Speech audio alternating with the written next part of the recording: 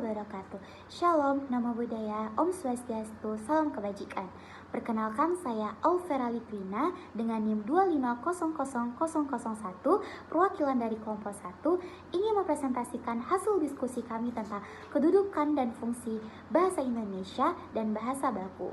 Sebelumnya saya sangat berterima kasih kepada dosen pengampu yaitu Ibunda Profesor Dr. Hasna Faiza ARMH selaku dosen pembimbing kami dalam pembuatan video dan juga PPT kali.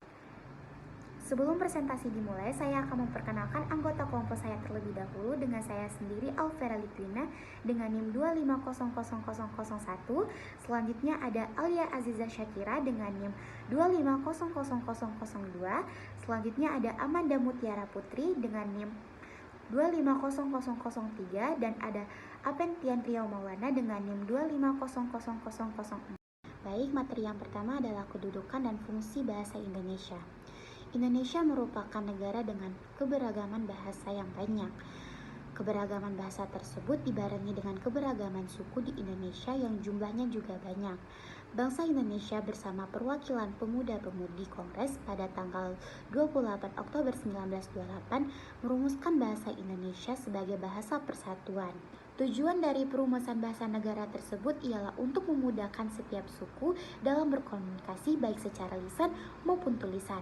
Jadi dengan diusulkannya bahasa Indonesia sebagai bahasa persatuan, setiap suku akan menggunakan bahasa Indonesia sebagai bahasa dalam kehidupan sehari-hari mereka. Baik, untuk materi selanjutnya akan saya serahkan kepada rekan saya Alia Aziza.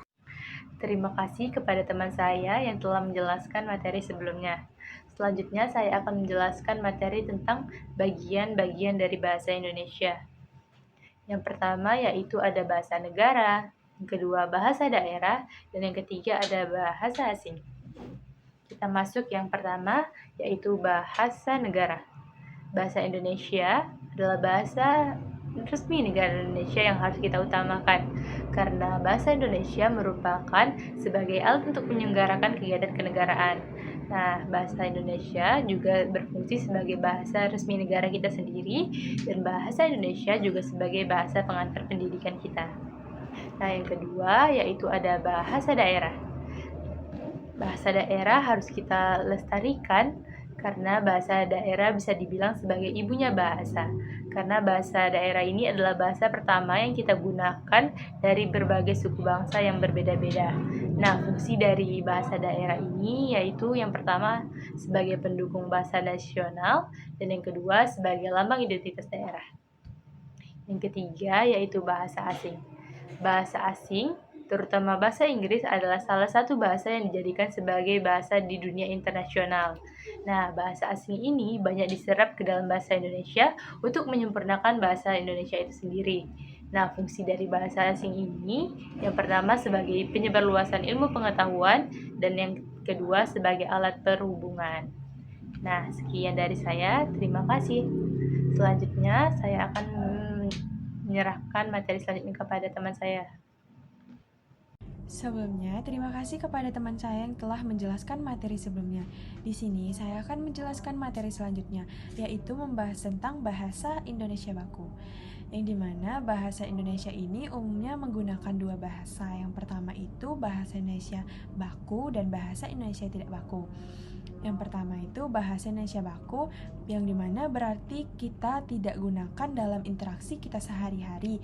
Bahasa Indonesia baku ini yang dimaksud ialah bahasa Indonesia yang diterima oleh semua penutur setiap dialek bahasa Indonesia.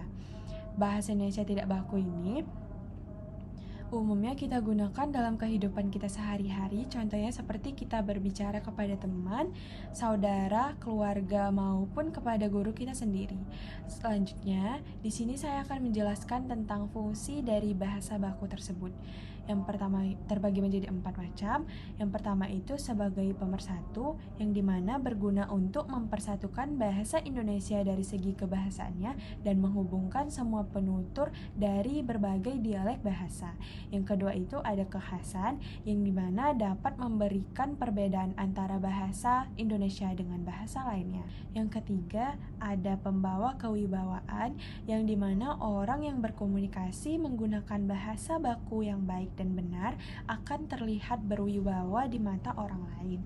Yang keempat, sebagai kerangka acuan yang dimana didasarkan oleh norma dan kaidah, hal tersebut menjadi tolak ukur benar atau tidaknya pemakaian bahasa seseorang antar golongan.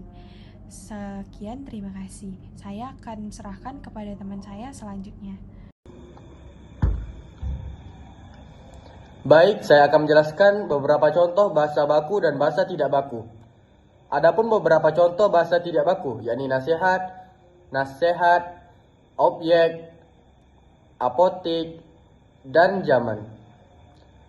Nasihat memiliki bahasa bakunya yakni nasihat, sedangkan objek memiliki bahasa bakunya ialah objek. Adapun apotik dan zaman.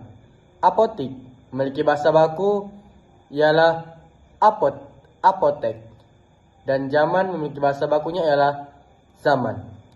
Adapun beberapa perbedaan antara kata baku dan kata tidak baku. Kata baku sesuai dengan EYD atau Pedoman Umum Ejaan Bahasa Indonesia (PUEBI) dan KBBI. Kata baku harus digunakan jika ingin membuat karya ilmiah, surat resmi, ataupun artikel yang sifatnya resmi. Kata tidak baku sendiri berasal dari bahasa daerah atau bahasa pergaulan yang berkembang sesuai zaman ke zaman. Bahasa tidak baku ini cocok digunakan untuk percakapan sehari-hari, namun tidak bisa digunakan dalam percakapan dan karya tulis yang sifatnya formal. Sekian penjelasan dari saya.